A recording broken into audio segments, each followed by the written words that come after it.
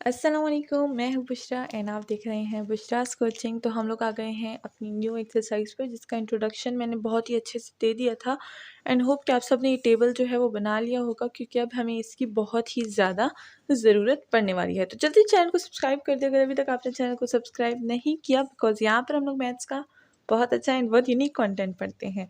तो चलिए, हमने जो सारी इंट्रोडक्शन में हमने जो 10 लिस्टें बनाई थी, तो उस लिस्ट को एक पेज पे सारे के सारे ये जो फैक्टर्स हैं इसको आपने एक पेज पे लिख देना है। एंड अभी हम लोग एक्सरसाइज स्टार्ट करेंगे, तो वीडियो को पॉज कर लीजिए और इसको एक पेज पर लिख लीजिए एंड बिल्कुल अपने सामने रख लीजिए, ठीक है। तो जब हम लोग क्वेश्चन सॉल्व करेंगे तो आपकी आंखों के सामने होने चाहिए, ताकि आपको सोल्यूशंस में प्रॉब्लम ना हो, ठीक है। तो इससे जब आपको बार बार इसको देखेंगे तो आपको ये टेबल याद भी हो जाएगा एंड आपकी सोल्यूशंस भी पूरी हो जाएंगी। तो एक्सरसाइज के एंड तक आपको ये टेबल याद हो जाना चाहिए, ठीक है। तो चलिए स्टार्ट करते हैं विदाउट एनी डिले। कौन सी एक्सरसाइज है? 7.7। So let's start with question number 1। Question number 1 लिख लेती हूँ यहाँ पे।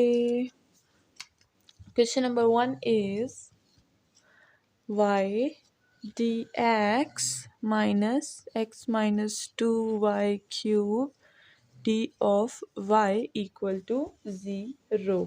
ठीक है। सो हमारा जो है क्वेश्चन नंबर 1 आ चुका है एंड मैं इसको बोल दूँगी हमेशा से इक्वेशन नंबर 1, ठीक है। लेकिन अगर आप देखें तो ये सेटल नहीं है। सेटल किस तरह से नहीं है कि यहाँ पर मल्टीप्लिकेशन नहीं है। So let's multiply. सबसे पहले सोल्यूशन स्टार्ट करेंगे तो मल्टीप्लाई कर देंगे इसको, y dx हो जाएगा। ये हो जाएगा हमारे पास x d of y and minus into minus plus 2y cube and d of y equal to 0। So now हम लोग इसको इक्वेशन नंबर 1 जो है वो बहुत ही आसानी से बोल सकते हैं। अब अगर यहाँ पर देखा जाए तो हमारे पास क्या है? हमारे पास y d ऑफ x है, x d ऑफ y है। तो जब भी हमें जो यहाँ पर चीज़ें गिवन होंगी तो हम लोग उनको क्या करेंगे, उनसे कोई ना कोई फॉर्म बनाएंगे। तो अगर आपको याद हो वो वाली फॉर्म जो हमने जो है फर्स्ट वाली चूज़ की थी, तो हम लोग यहाँ पर वो ले सकते हैं। जैसे कि हमें हमेशा जो है गिवन होता है कि y को d ऑफ x की फॉर्म में गिवन होता है और x को d ऑफ y के फॉर्म में गिवन होता है। तो क्या ये वही चीज़ है? ऑफ कोर्स ये वही चीज़ है कि y को d ऑफ x के उसमें दिया गया होगा प्रोडक्ट में, और x को d ऑफ y के प्रोडक्ट में गिवन होगा, तो ये वही हो गया। अब अगर हम लोग देखें तो इसको हम लोग सिंप्लीफाई करने के लिए क्या कर सकते हैं, हम लोग इसको 2 पे जो है वो डिवाइड कर सकते हैं, y स्क्वायर पे।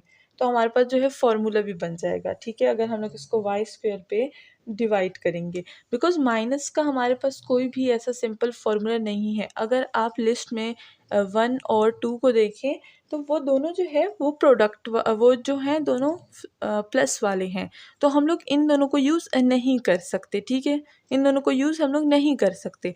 बट अगर आप थर्ड वाले को देखें तो वो हमें नेगेटिव में गिवन है, ठीक है। तो हम लोग थर्ड वाला यूज़ कर सकते हैं।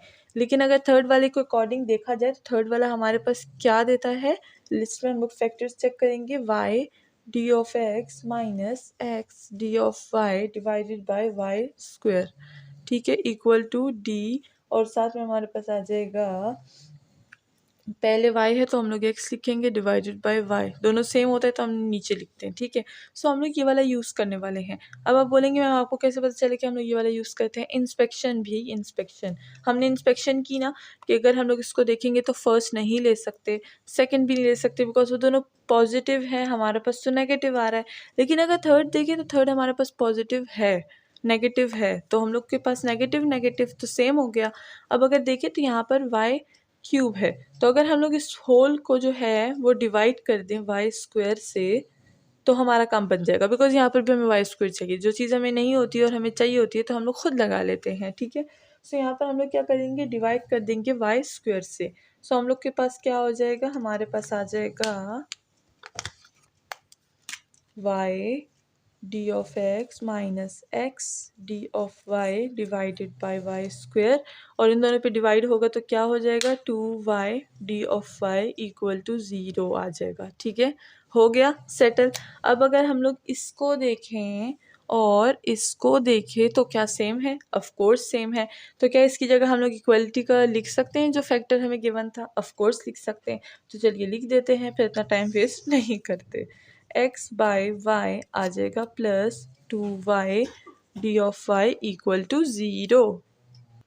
तो देखिए हमारे पास ये बन गया। इसको हम लोग कोई ना कोई इक्वेशन बोल देंगे, मैं इक्वेशन स्टार बोल दूंगी बिकॉज मुझे अभी ऊपर की जो चीज़ें हैं उनको इरेज करना है, ठीक है। सो चलिए मैं इसको इरेज कर देती हूँ।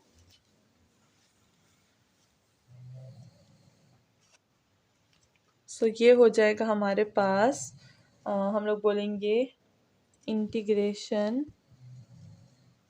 ऑन बोथ साइड्स, ठीक है, इक्वेशन स्टार। अब हम लोग ने इंटीग्रेशन लगा देनी है, तो ये हो जाएगा डी एक्स और वाई प्लस 2 बाहर y डी ऑफ वाई अंदर, यहाँ पर भी इंटीग्रेशन, ठीक है। अब मैंने यहाँ पर इसकी इंटीग्रेशन लगा दी, तो मैं अब इसको जो है वो इरेज कर देती हूँ ताकि यहाँ पर हम लोग इसका आंसर लिख लें, ठीक है। अब यहाँ पर अगर देखा जाए तो जब हमारे पास ये जो d होता है डेरिवेटिव का d, सिर्फ सिंपल d होता है, तो ये हमारे पास इंटीग्रेशन को डायरेक्ट जो है वो कैंसिल कर देता है because this is the inverse of integration, ठीक है। सो इन दोनों का जब हम लोग इंटीग्रल लेंगे तो हमारे पास x ऑफ y आ जाएगा, तो x बाई वाई तो आ जाएगा हमारे पास, ठीक है। नाउ यहाँ पर है +2 और y का हमें पता है वाई स्क्वेयर डिवाइडेड बाई 2 आ जाएगा, 2 विल बी कैंसिल, ऑल्सो यहाँ पर जो है कांस्टेंट आ जाएगा। हम लोग डिवीजन में कभी भी कुछ नहीं छोड़ते, तो ये जो y है ये मल्टीप्लाई हो जाएगा, multiplying y on both sides. तो ये क्या हो जाएगा हमारे पास, ये हो जाएगा x प्लस वाई स्क्वेयर के साथ जब y मल्टीप्लाई होगा तो y क्यूब बनेगा equal to c of y equal to C. तो यहाँ पर हम लोग सी लिख लेंगे या फिर सी ऑफ वाई भी आप लिख सकते हैं, इट्स योर ओन चॉइस, कोई फ़र्क नहीं पड़ने वाला। तो this is the answer. So hope कि फर्स्ट क्वेश्चन जो है वो आपको इजीली समझ आ गया होगा। इंस्पेक्शन मैंने बहुत ही ज़्यादा डिटेल से करवाई है, तो ज़रूर आपको समझ आ जाना चाहिए, ठीक है। जो लिस्ट है अगर आपने सामने अभी तक नहीं बनाई तो वीडियो को पॉज कर लीजिए और वो लिस्ट सामने बना कर रख लीजिए ताकि आप जब भी इंस्पेक्ट करें तो आपको ज़्यादा प्रॉब्लम ना हो बुक में बार बार पीछे देखने की, ठीक है। आपके पास लिस्ट सामने मौजूद हो और आप वहीं से इंस्पेक्शन अपनी स्टार्ट करें, ठीक है। सो ये था क्वेश्चन नंबर 1। नाउ चलते हैं क्वेश्चन नंबर 2 की तरफ, देखते हैं क्वेश्चन नंबर 2 में हमें क्या गिवन है। तो question number 2 is x D of Y minus Y D of x minus cos 1 by x D of x equal to 0, ठीक है। अब अगर किसी का ये सवाल है कि मैम हम लोग तो जब फैक्टर्स को लिखते हैं तो ये बीच का ये वाला भी तो आ जाता है, वो जो हमने यहाँ पर अभी एक पार्ट छोड़ा था ना उसको हमने इंटीग्रेट मतलब उसका हमने कोई फैक्टर नहीं बनाया था, तो ऐसा नहीं है क्या पूरे इक्वेशन का फैक्टर बनेगा, ठीक है। दैट्स नॉट इम्पॉर्टेंट कि पूरे इक्वेशन का ही फैक्टर बने, कुछ पार्ट है जिसको हम लोग विदाउट फैक्टराइजेशन भी सॉल्व कर सकते हैं, ठीक है। अब जैसे कि x और डी ऑफ आई को आप कैसे सॉल्व करेंगे, भाई नहीं सॉल्व कर सकते ना x को डी ऑफ आई को, तो इस वजह से हम लोग इसके फैक्टर्स बनाते हैं। अब इसको तो हम लोग सॉल्व कर सकते हैं बहुत ही इजीली, cos 1 बाई एक्स है और डी ऑफ एक्स के रिस्पेक्ट से है, सो इजीली हम लोग इसको डी ऑफ एक्स के इंटीग्रेशन से सॉल्व कर लेंगे, ठीक है। सो इसीलिए हम लोग यहाँ का जहाँ पर फैक्टर अप्लाई हो सकते हैं वहाँ पर कर देते हैं, एंड जहाँ पर जो है नहीं हो सकता वो इजीली इंटीग्रेशन से सॉल्व होता है, इसीलिए हम उसको छोड़ देते हैं, ठीक है। तो अगर किसी का ये क्वेश्चन था तो होप कि क्लियर हो गया होगा ना। आगे चलते हैं और हमारे पास है ये वाला फंक्शन, इसको हम लोग इक्वेशन नंबर 1 बोल देंगे। नाउ अगर यहाँ पर देखा जाए तो x, सबसे पहले x आ रहा है फिर y आ रहा है, ठीक है। तो अगर हम लोग फर्स्ट लिस्ट चेक करें, लिस्ट में यहाँ पर लिख देती हूँ ताकि कोई कंफ्यूज ना हो कि भाई ये टीचर यहाँ पर 1 2 क्या लिख रही है, ठीक है। सो लिस्ट में अगर हम लोग 1 वाला चेक करें तो वो हम नहीं ले सकते, ठीक है, वो पॉजिटिव है। सेकेंड वाला भी नहीं ले सकते, वो भी पॉजिटिव है। थर्ड वाला अगर देखें तो उसका चांस बन रहा था क्योंकि वो नेगेटिव था, बट चांस क्यों नहीं बना, क्योंकि वहाँ पर पहले y है और यहाँ पर पहले x है, तो चांस कैंसिल हो गया। अब अगर हम लोग 4 वाले को देखें तो वहाँ पर पहले x है और यहाँ पर भी पहले x है, तो चांस बन रहा है इसका, तो हम लोग इस पे क्या करेंगे, 4 वाले पे इसको सॉल्व करेंगे। तो उसके नीचे क्या है हमारे पास, उसमें है हमारे पास x D of Y minus Y D of x divided by x square, ठीक है। तो ये एक्स स्क्वेयर पे आ रहा है 4 वाला, सो यहाँ पर हम क्या करेंगे, हम लोग भी एक्स स्क्वेयर पे दोनों को डिवाइड कर देंगे। सो ये हो जाएगा हमारे पास X D of Y minus Y D of x divided by x square minus, यहाँ पर भी जब हम लोग इसको एक्स स्क्वेयर से जो है वो डिवाइड कर देंगे तो क्या हो जाएगा 1 by x square cos 1/x d of x equal to 0।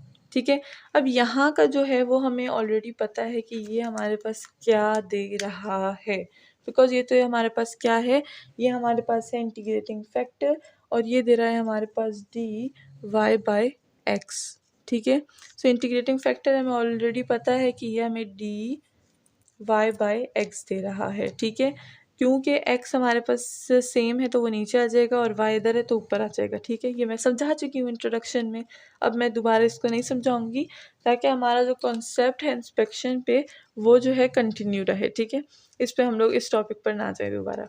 And minus इसको हम लोग क्या कर देंगे, इसको भी यहाँ पर लिख देंगे 1/x² cos 1/x D of x equal to 0। ठीक है, हो गया है। नाउ हम लोग इंटीग्रेशन बोथ साइड्स पे अप्लाई कर देंगे तो ये हो गया है हमारे पास इंटीग्रेशन, एंड यहाँ पर भी इंटीग्रेशन अप्लाई हो जाएगा।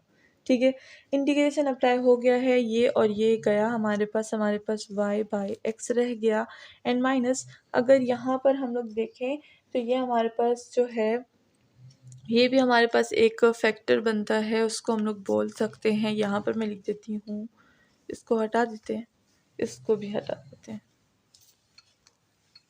ठीक है, अब यहाँ पर हमारे पास क्या है, 1/x² cos 1/x जो है वो हमारे पास किस चीज़ के इक्वल होता है, वो इक्वल होता है डी साइन 1/x के।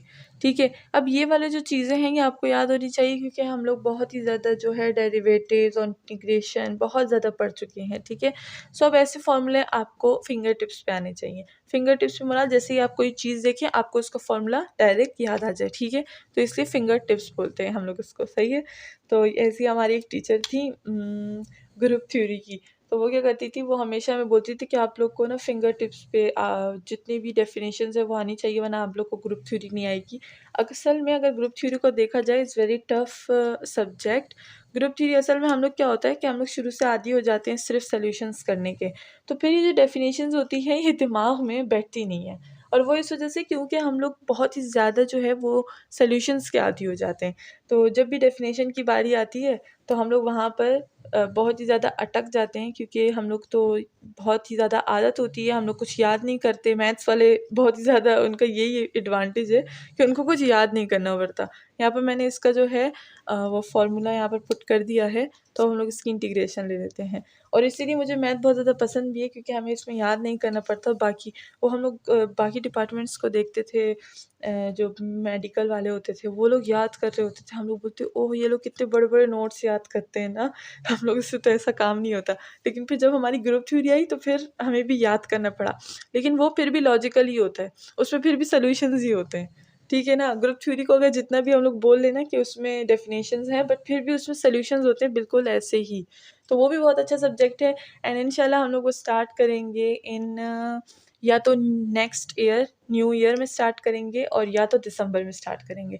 तो देखते हैं, जब तक हमारा ये वाला कोर्स जो है मैथमेटिकल टेक्निक्स वाला कोर्स ख़त्म हो जाएगा, इसके बाद हम लोग ग्रुप थ्योरी स्टार्ट करेंगे। तो जो जो आप में से ग्रुप थ्योरी पढ़ रहे हैं तो वो मुझे कमेंट सेक्शन में बुक बताएं कि कौन कौन सी बुक से आप लोग ग्रुप थ्योरी पढ़ रहे हैं। तो चलिए अब हम लोग यहाँ पर क्या कर देंगे, यहाँ का हम लोग जो फार्मूला हमने यहाँ पर लिखा वो हम लोग इंटीग्रेशन में लिख दिया है, डी और इंटीग्रेशन विल बी कैंसिल। सो हमारे पास साइन 1/x आ जाएगा और साथ में हमारे पास एक कांस्टेंट वैल्यू आ जाएगी जो कि इनडेफिनेट इंटीग्रल में हमेशा आती है। ना यहाँ पर हमें x नहीं चाहिए बिकॉज x को हमने क्या करना है, x को हमने करना है मल्टीप्लाई, क्योंकि हम लोग डिवीजन में नहीं छोड़ते, तो ये हो जाएगा y-x और sine 1/x equal to c of x यानी कॉन्स्टेंट ऑफ x। और इसी के साथ हमारा क्वेश्चन नंबर 2 भी जो है वो सॉल्व हो चुका है। तो ख़ुद को शाबाशी दे दीजिए क्योंकि हमने बहुत ही ज़्यादा मुश्किल जो है एक्सरसाइज अभी स्टार्ट की हुई है और उसको हम लोग सॉल्व कर रही हैं। जैसे कि मैंने कहा कि ख़ुद को कभी कभी शाबाशी दे देनी चाहिए। ठीक है, इससे क्या होता है, मोटिवेशन आती है। चलिए अब स्टार्ट करते हैं क्वेश्चन नंबर 3।